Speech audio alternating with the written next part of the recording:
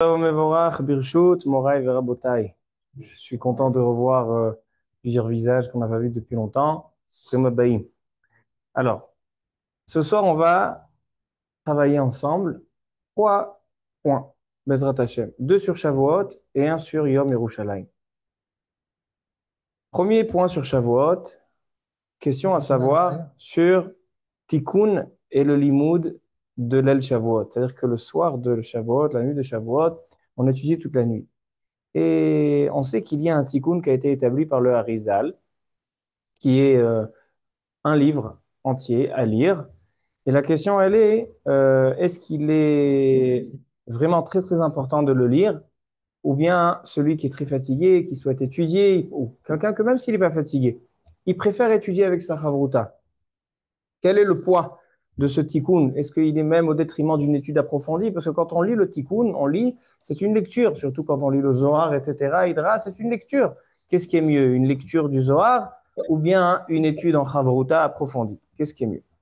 Ça, c'est le point de Tikkun al-Shavuot. Deuxième point que nous allons traiter ce soir, Bezrat Hashem, c'est que la fête de Shavuot, on sait qu'il y a un minhag de manger des laitages, gâteau au fromage, pâte au fromage, plusieurs choses qui sont au lait. La question, elle est-ce qu'il est permis de pas seulement manger du laitage comme ça au kidouche le matin, vraiment d'établir un repas. C'est qu'il y a un minhag, particulièrement chez les Français. Les Français, ils adorent khalavi. Ils adorent khalavi. Vous parlez aux Israéliens, vous dites, nous les Français, on fait des repas khalavi, ils nous regardent comme si on est tombé du ciel. Si on fait des bar mitzvot ou des brit milah halal, et ça n'existe pas chez les Israéliens. Chez les Israéliens, c'est bassar, c'est la viande. En tout cas, la question, elle est en ce qui concerne Yom Tov. Est-ce qu'on peut établir un repas entièrement de laitage, à savoir sans bassari ou pas?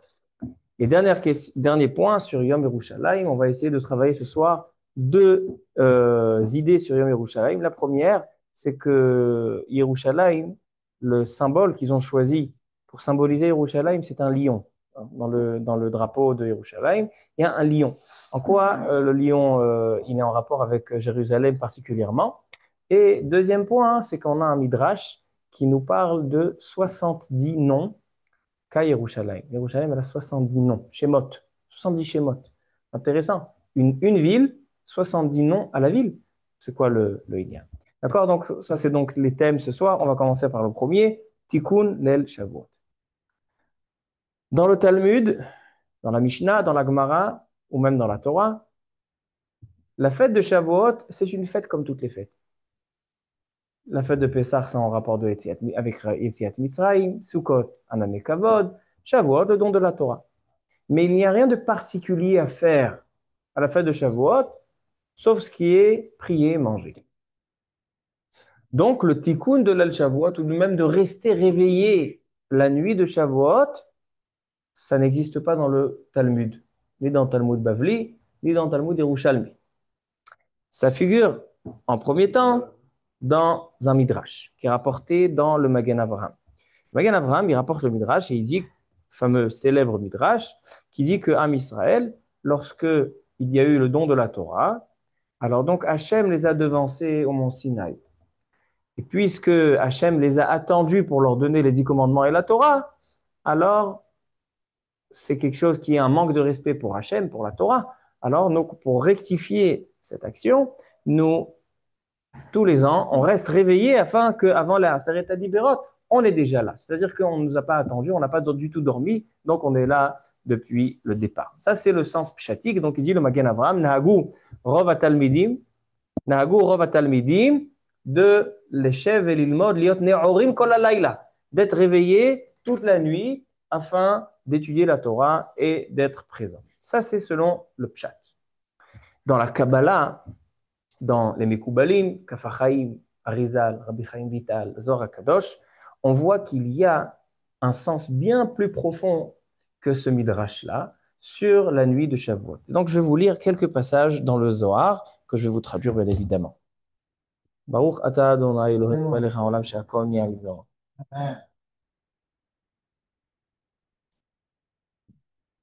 Nous dit le Zohar Kadosh dans 2 endroits. C'est rapporté par le Harizal et retranscrit par son élève Rabbi Chaim Vital. Chassidé Kadmae, donc les anciens, ne dormaient pas la nuit de Shavuot. Malgré qu'à Pessah et Sukkot, on dort, et bien à Shavuot, on ne dort pas. Et ils étudiaient la Torah toute la nuit en disant Netil Hasana Yeruta, on est prêt à hériter, Hasana, hériter une Yeruta, une Yerusha, c'est-à-dire avoir une part dans le Olam Hazé et dans le Olam Haba, dans les deux mondes. C'est-à-dire que l'étude de cette nuit-là va offrir à l'homme Olam Hazé et Olam Haba. Continue le Zohar dans la Hakdama du Zohar et il dit que tous ceux qui font le tikkun, c'est-à-dire qui font le service de cette nuit-là, la rectification, c'est le tikkun, c'est la réparation de cette nuit, c'est ceux qui font la réparation de cette nuit. En faisant quoi? Et ils sont contents de faire l'étude. Ils seront inscrits dans le livre des Ichronot devant Akadosh Baruch Hu, et Hachem leur envoiera 70 bénédictions. Il les couronnera dans le monde futur.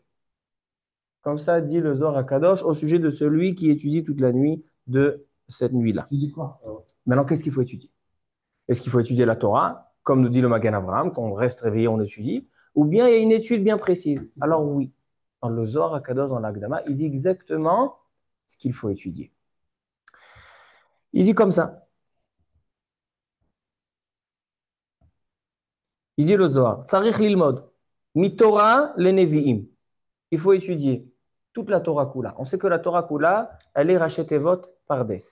Pardes, c'est pshat, le sens simple de la Torah. Remez, les choses qui sont des illusions. Drash, ce qu'on étudie, ce qu'on apprend, les drashot, et le sod. 4 dimensions. Pshat, Remesh, Drash, Sod. Et donc, il dit le Zohar Kadosh. Donc, il faut que tu étudies toute la Torah du Pshat. C'est le Tanakh, Torah Nevim Ktuvim. Il faut que tu étudies les Midrashim, c'est le Drash. Sodot HaChokma et le Sod. Kizet Tikkun HaTorah Vetarshiteha. C'est des Midrashim. Mais c'est pas seulement Midrashim. Midrash, ça peut être aussi la Gemara. Drash, c'est aussi des Drashot. On apprend de la Torah, on est Doresh de chaque mot dans la Torah. Donc, en fait, dit le Zohar Kadosh, le Zohar Kadosh ne nous dit pas la forme de ce qu'on doit lire. On doit étudier dans l'ensemble de la Torah à Nevi'im, à Ktuvim, des Midrashim et des secrets. Tout le Pardes. C'est-à-dire, cette nuit-là, on doit étudier le Pardes. Alors après, vous allez me dire, si c'est ça, dans la Gemara, on a tout. Talmud Bavli, dit Rabbeinu Tam. Pourquoi le Talmud Bavli s'appelle Bavli? Première réponse, qui est la plus exacte, c'est parce qu'il vient de Bavel. Mais deuxième réponse, dit Rabbeinu Tam, Talmud Bavli al-Shem Shehu Balul. Il est mélangé de toute la Torah Kula. Dans le Talmud, dans la Gemara, on retrouve les psukim de la Torah, les versets de la Torah, ou de Nevim et des Ktuvim, les drashot, c'est les Mishnayot qu'on apprend, et aussi, il dit le Gaon de Vilna, aussi la Kabbalah. La Kabbalah, elle se cache dans la Gemara, le Sod. Alors donc, le Zohar Kadosh, il dit juste qu'il faut faire le tour de la Torah. Ça, c'est ce qui est écrit dans le Zohar Kadosh. Mais là, vient le Harizal. Mais avant de rentrer dans le Tikkun selon le Harizal, on va rapporter ce qu'il dit le Harizal sur l'importance de cette nuit. Il dit que celui qui ne dort pas toute cette nuit-là, même pas un instant, et il étudie toute la nuit d'affilée, Muvtachlo, on lui promet, Sheyashlim Shnato, qu'il terminera vivant cette année-là, Velo Ye'eralo Shum Nezek, et il n'aura aucun dommage. Maintenant, continue le Kaf HaChaim, et il dit, il y a une histoire bien connue, l'histoire qu'on raconte chaque année, très importante, qu'il faut la répéter et la réviser chaque année, l'histoire du Beth Yosef avec le Shla Kadosh qui raconte au sujet du Beth Yosef et le Rabbi Shlomo El-Kabetz. À Tzfat, ils étaient installés, tous ces grands tzadikim, Beth Yosef, Rabbi Yosef Karo, avec Rabbi Shlomo El-Kabetz, et ils étudiaient toute la nuit selon l'ordre qui a été établi par le Harizal, comme on verra tout de suite. Et ils étudiaient Bekidusha, Betahara, et tout à coup, Akadosh Baruch Hu se dévoile à travers la gorge de Rabbi Yosef Karo. De la bouche de Rabbi Yosef Karo, il y a une voix céleste qui commence à annoncer et qui dit, mes très chers enfants, vous savez pas quel plaisir vous me faites, comment vous me réconfortez. La Shekhinah est dans la poussière durant l'exil et par votre étude et par votre Torah sainte, vous êtes Mekim, vous relevez la Shekhinah du Afar. Mekimi me Afar dal. Vous levez la Shekhinah du Afar. Et il dit Ashrechem, Vashre Chelkechem, et il est béni, etc. Et donc, ils étaient tous, Mezouzaïm, ils étaient tous sous le choc de cet événement extraordinaire. Et la nuit d'après, donc le deuxième soir de Yom Tov, c'était pas le deuxième soir de Yom Tov, mais c'était le lendemain de Shavuot, ils ont décidé de refaire une deuxième nuit. Et de là, en Chutz La'aretz, il y en a qui font la deuxième nuit, les 2 jours de Yom Tov, deuxième de Shavuot, une veillée, par rapport à ce Maaseh avec le Beth Yosef. Parce que le deuxième soir, ils ont refait ce limoud-là, et il y a à nouveau la Shrina qui s'est dévoilée de la gorge du Beth Yosef, elle leur a fait encore beaucoup plus de bénédictions. Ah, pourquoi par le Beth Yosef? Il y a beaucoup de raisons. Le Beth Yosef, il avait une anava particulière. Beth Yosef, il avait une anava particulière. Rabbi Yosef Karo, il témoignait sur lui-même. Comment il a eu le mérite que tout le peuple juif de sa génération et des générations à venir jusqu'à aujourd'hui, tout le monde suit son livre, le Shulchan Aruch. Rabbi Yosef Karo, c'est l'auteur du Shulchan Aruch. Et comment il a dit, la seule raison pour laquelle mon livre a réussi, c'est un succès, c'est que j'ai jamais eu d'orgueil. J'étais toujours Be'anava. Le Beth Yosef, il étudie toujours, il était très collé aux Mishnayot. Il étudiait beaucoup de Mishnayot. Et parfois, ceux qui étudient les Mishnayot, en général, qui c'est qui étudie les Mishnayot? Ou les enfants, ou les Batim, qui ne peuvent pas étudier la Gemara Be'inu. Ils étudient les Mishnayot. Beth Yosef, il n'a jamais été maznir. Il n'a jamais délaissé l'étude des Mishnayot. Ça prouve ça un Nava. Il dit, la seule réussite que j'ai eue dans ma vie, c'est grâce à Maranava.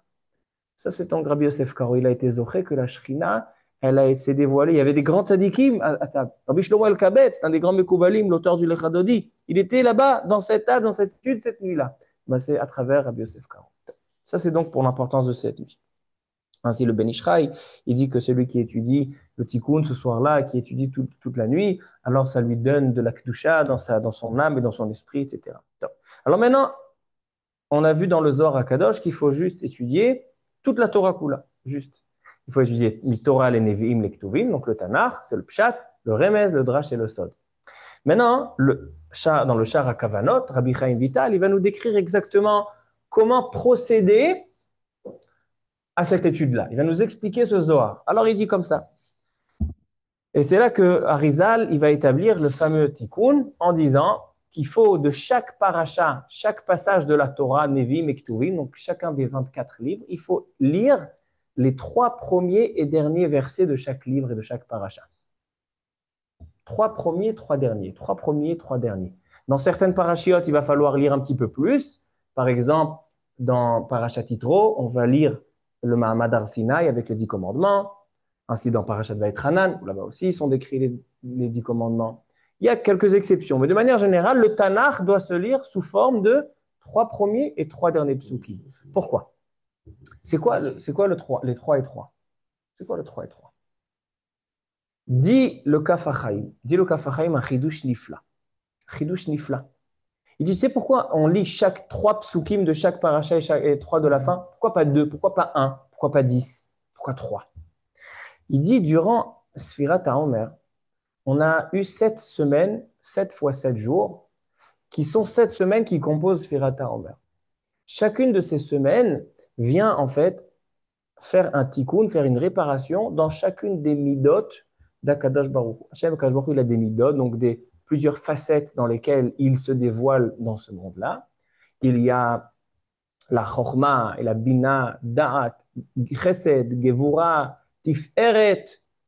Donc, il y a les 7 premières où Hashem, ou dans ces 7 semaines-là, on a rectifié les 7. Maintenant, on sait qu'il y a 10 sphirotes, pas 7, donc il en manque 3. Dit le Kaf HaChaim, qu'en lisant 3 premiers psukim et 3 derniers psukim de chaque livre de la Torah, on complète la rectification en une nuit comme si c'était 3 semaines. C'est-à-dire, pendant 7 semaines, chaque semaine, ça nous a aidé à rectifier une sphira. Maintenant, les 3 dernières qui restent, on les fait toutes en une nuit. On fait un travail en une nuit, un travail de 3 semaines. C'est que chaque 3 et 3, c'est une rectification de ces 3 dernières midot. C'est ça le secret. Et donc, il dit, Maï nafkamina. C'est quoi la naf? Pourquoi il t'explique ça, le Kaf HaChaim? Il dit, il y a 2 nafkaminot. La première, c'est qu'un homme qui est fatigué le soir de Shavuot, et il ne va pas pouvoir faire la veillée. Il ne peut pas veiller. Il a du mal. Problème de santé, problème de fatigue. Il dit, si je dors pas maintenant, alors la tfila, je vais pas pouvoir faire la tfila convenablement. C'est sûr que c'est pas kedaï. D'accord? Il faut toujours réfléchir. Un homme, il doit savoir qu'il fait bien la sieste avant Shavuot, comme ça il peut et rester réveillé et faire la tfila. C'est pas shoot. Alors il dit le Kaf HaChaim, un homme qui peut pas faire la veille de Shavuot, il peut pas faire tout le tikkun de Kyrie Moed, tout le tikkun du Harizal. Il dit au moins qu'il fasse le passage du Tanakh. S'il fait au moins la première partie, la partie du Tanakh, au moins il a rectifié les Esser Sfirot. Et c'est la raison pour laquelle les femmes ne sont pas concernées par la lecture du tikkun. Parce que seulement celui qui a compté les 7 semaines, donc il a fait les Sheva Sfirot, il termine les 3 dernières. Mais une femme qui, elle, n'a pas la mitzvah de faire Sfirat HaOmer, donc elle n'a pas besoin de ce tikkun. Elle a fait le tikkun seul, mais elle n'a pas fait ces 7 étages, ne peut pas construire encore 3 étages au-dessus. Par contre, dit le Kaf HaChaim, une femme qui a pris sur elle de faire Sfirat HaOmer. Une femme qui fait Sfirat HaOmer, selon les Sfaradim, sans bracha. Mais elle a fait Sfirat HaOmer. Une femme, chaque nuit, elle a dit Ayom kach vekach laOmer, Ayom kach vekach laOmer. Il dit, elle pourra faire le tikkun le soir de Shavuot. Parce qu'elle rectifie les 7 Sfirot parce qu'elle a déjà construit les 7 premières. Comme ça, il dit le Kaf HaChaim. Donc, alors ça, c'est la première étape qui dit le Kaf HaChaim dans le tikkun. C'est 3 premiers et 3 derniers psukim de chaque paracha. Maintenant, comment on fait la suite? Il dit la chose suivante.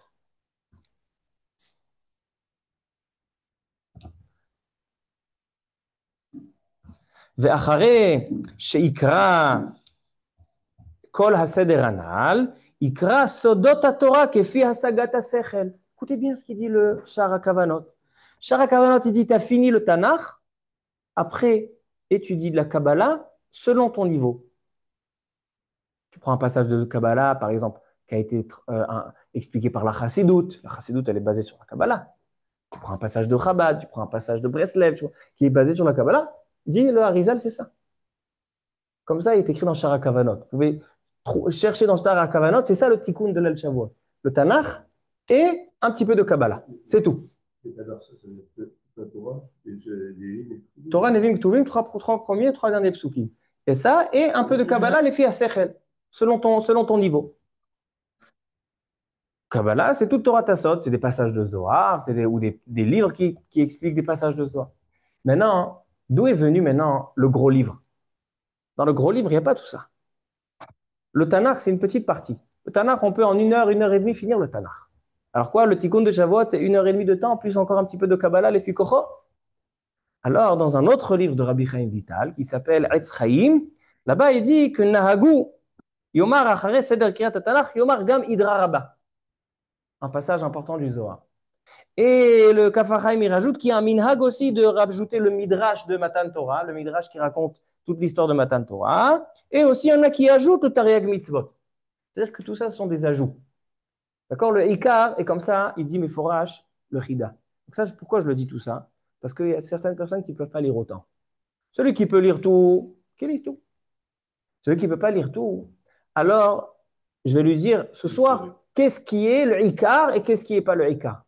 Le Ikar est comme ça, il dit Meforash, le Chida, dans son livre Lev David, dans Perek Lamed Aleph, ainsi le Rav Ben Zion Abba Shaul le rapporte dans son livre Or Letzion. Il dit le Ikar, c'est le Tanakh et un petit peu de Kabbalah. C'est tout. Après, celui qui veut rajouter, qui rajoute le Tariag Mitzvot, c'est important de lire le Tariag Mitzvot. Pourquoi? Parce que on sait qu'à Shavuot, on prend sur nous la Torah. C'est Venishma, n'est-ce pas? On prend sur nous Kabbalat Torah. Maintenant, un homme qui prend sur lui Kabbalat Torah, il prend sur lui d'accomplir les 613 mitzvot, n'est-ce pas? Comment il va accomplir les 613 mitzvot à Shavuot? Alors il y a 3 niveaux qu'on doit accomplir le Tariag Mitzvot. Niveau de Marshava, il faut qu'on soit d'abord d'accord d'accomplir les 3. Au niveau du Maaseh, de l'accomplissement physique des mitzvot, et aussi Prinat Adibur. Donc la fête de Shavuot, on peut accomplir 2 sur 3 dimensions des accomplissements des 613 mitzvot. Si tu penses aux 613 mitzvot que tu les acceptes, et si tu les récites. C'est pour ça qu'il y a un minhag de lire les 613 mitzvot, afin que c'est considéré que tu as accompli 613 mitzvot dans la parole, la fête de Shavuot. Nifla beyoter. Alors donc, il dit le Chida qu'il y en a certaines personnes qui ne veulent pas lire le Seder dans le Chumash, le Tanakh, 3 premiers, 3 derniers psukim, et il dit c'est pas bien. Parce que ceux qui ont dit qu'il faut rester réveillé cette nuit-là, ils ont dit que c'est comme ça qu'il faut faire le tikkun de cette nuit-là, en lisant tout le Tanakh et un petit peu de Kabbalah. Et comme j'ai dit, il y en a qui ajoutent aussi le Hidra Rabbah et aussi le Midrash Yitro, Taryag Mitzvot, Megillat Ruth, etc. Maintenant, arrivons à la question qui nous intéresse de manière plus concrète. Un homme, il a la capacité d'étudier. Aujourd'hui, il y a beaucoup de groupes qui intègrent un limoud, qui encadrent un limoud. Qu'est-ce qui est mieux de faire? Le tikkun ou c'est mieux de faire l'étude? Étudier approfondi, prendre une Gemara, Masechet Baba Kama, étudier un Ktsot HaHoshen. Il y a une marloquette dans les Acharonim à ce sujet. L'un des commentaires sur le Shulchan Aruch, le Chok Yaakov, il dit le Chok Yaakov que le seder du tikkun de la lecture, ça a été fait pour les armées Haratot. Ça a été fait pour ceux qui ne connaissent pas, qui ne savent pas étudier. Mais ceux qui ont la capacité d'étudier, à plus forte raison les Talmidei Chachamim, ce n'est pas pour eux. Comme ça a écrit le Chok Yaakov. Le Chida, il a contredit le Chok Yaakov de manière très très piquante. Il dit pas du tout. Tout le tikkun de cette nuit-là, ceux qui ont dit qu'il faut rester réveillé cette nuit-là, ils ont dit comment on doit étudier cette nuit-là. Donc ils ont repoussé les propos du Chok Yaakov. Mais Rabotai, j'ai une question qui me tracasse peut-être depuis que j'ai l'âge de 14 ans ou 15 ans. Et Bessiyata Dishmaya, hier, en cherchant, j'ai trouvé un shoot qui pose ma question et qui répond. La question, elle est la suivante. On sait que l'étude de la Torah, qu'Hachem veut qu'on étudie, c'est l'étude be'amal. C'est l'étude avec effort, avec ma'amatzim. Un homme qui étudie de manière légère, son limoud, il n'est pas mitkayem. Et comme ça, on a vu dans Pirkei Avot cette semaine. Qu'est-ce qu'il dit il y a Ben Bagbag, qui dit à Forba va Forba dekou là-bas, il y a Ben Hehe, qui dit les Fum Tsa'ara Agra. Dit le Rambam, la seule étude qui te restera quelque chose, c'est l'étude avec effort. Entre parenthèses, ouvre une parenthèse. Qui c'est ce Ben Bagbag, Ben Hehe? C'est quoi ce Inyan? C'est quoi ces noms-là? Tosfot, dans Masechet Chagiga, d'Aftet, il dit qu'en fait, ce sont deux convertis. Deux personnes qui sont converties. Et donc, pour pas citer leur nom de manière explicite, pourquoi? Parce qu'après, ils vont être dénoncés au royaume, que voilà, tu vois, ils t'ont trahi, maintenant c'est des grands rabbins chez les Juifs. Donc, ils ont transformé leur nom Ben Bagbag et Ben Hehe. Mais pourquoi ce nom-là? Hein? Tu connais le pshat? Il dit Tosfot, Masechet, Chagiga, Daftet, Amoudbet. Un guerre, un converti, c'est un fils de Abraham et Sarah. Abraham et Sarah. Maintenant, Abraham et Sarah, on leur a rajouté chacun une lettre, chacun la lettre de He. C'est pour ça qu'un guerre, on l'appelle Ben Hehe. C'est le fils des deux He. C'est le fils d'Abraham et Sarah. Alors pourquoi Ben Bagbag? Parce que si tu prends Bag, c'est aussi la valeur numérique de He, 2 et 3.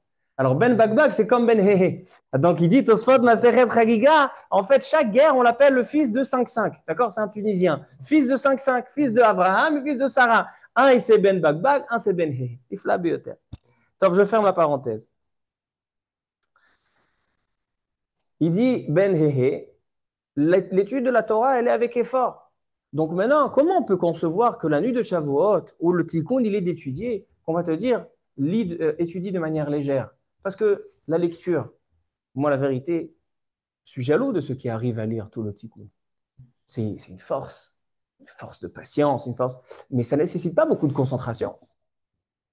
Une étude approfondie demande beaucoup plus de concentration. Non seulement qu'est-ce qui est une vraie étude?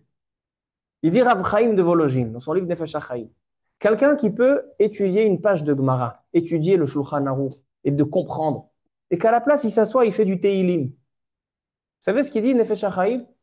Que cet homme-là, il fait Bitul Torah. Comment Bitul Torah? Mais je suis en train d'étudier la Torah, je lis le Teilim.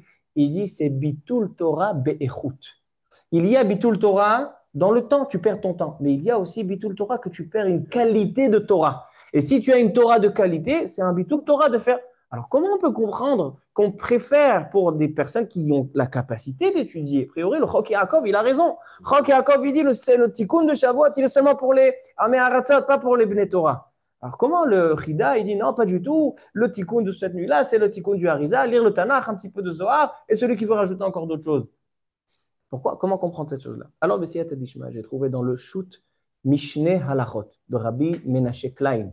un des grands poskim, dans son Krach Tetvav. Il a un grand shoot long. Dans le Krach Tetvav, tu vois Kouf Samechet, il pose la question. On lui a posé la question et il répond. Il dit, sache mon fils, que la Torah, Talmud Torah Keneged Kula, la plus grande mitzvah qu'un juif peut faire, c'est Talmud Torah. Et rien n'est plus grand que Talmud Torah. C'est une Mishnah Meforeshet dans ma Sechet PA, que les Ashkenazim le disent tous les matins, avant les korbanot. Qu'est-ce qu'il dit? Elu dvarim she'en lahem shi'ur. Voici les choses qui n'ont pas de limite. Kibudorim, nachon. Kibudorim, התקלת אותי. Alors, kibudorim, ashkamat betakneset, achnasat orchim. Et qu'est-ce qu'il y a marqué à la fin? Vetalmud Torah keneged kulam. Il y a plein de mitzvot qui n'ont pas de limite. Plus tu en fais et plus tu as du sachar. Mais il y en a une qui est encore, qui excelle, qui est encore plus haute que tout cela. C'est quoi? C'est Talmud Torah keneged kulam. Alors maintenant, pourquoi on s'arrête pour remettre les tefilines? Pourquoi on s'arrête pour faire Kiryat Shema? Pourquoi on s'arrête pour faire des mitzvot? Alors c'est vrai que les mitzvot, qu'on peut les faire par quelqu'un d'autre, alors Talmud Torah, il passe avant. Mitzvah, chef Charla, Asota, les Acherim, Talmud Torah Kodem. Mais une mitzvah chez Ifshar, une mitzvah qui est sur toi, la souka, le loulav, le chauffard, c'est sur toi, on s'arrête. Pourquoi? Il dit parce que la Torah, ton étude, elle te dit d'accomplir les mitzvot. Donc c'est vrai que l'étude de la Torah, c'est la plus grande mitzvah qu'il puisse y avoir. Mais la Torah te demande d'accomplir les actions, de remplir tes responsabilités. Il dit le Mishneh Halachot un chidouche, il dit le tikkun de l'El Shavuot, mis à part que ce soit une étude, ce minhag est considéré un maasé, est considéré un acte. C'est un acte, tu fais quelque chose, c'est un acte.